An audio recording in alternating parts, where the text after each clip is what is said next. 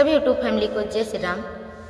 बहुत ही दर्द भरा ललनवा बेटी विवाह गीत प्रस्तुत करने जा रहे हैं। कैसा लगे अपनी राय कमेंट बॉक्स में ज़रूर बताना और गाने को अंत तक लास्ट तक सुनना।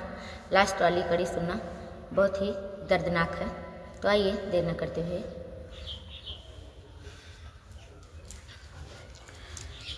काली बदरिया मावस के रतिया यारी पापा के सोवई नाही दे हो ललनवा।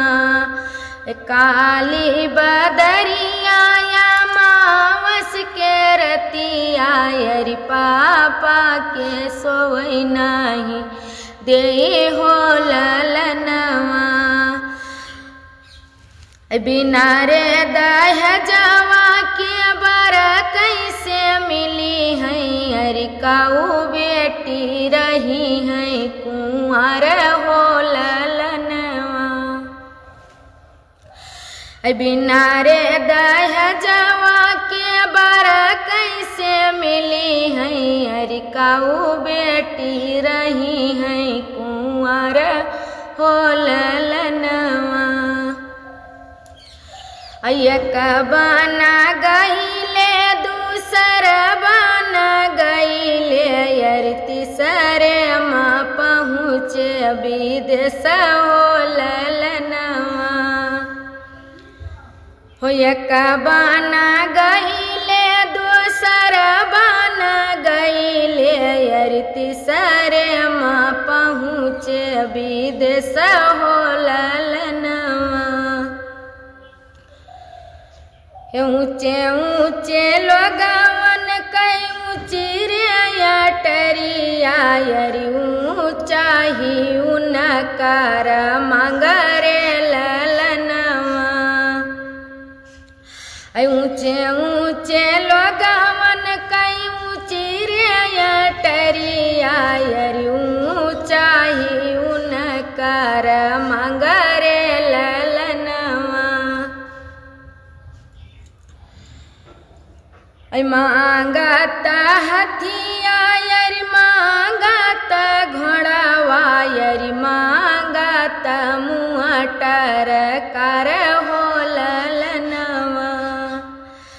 मांगत हथिया यौ मांगत घोड़ावा यारी मांगाही मुआटर कर हो ललनवा।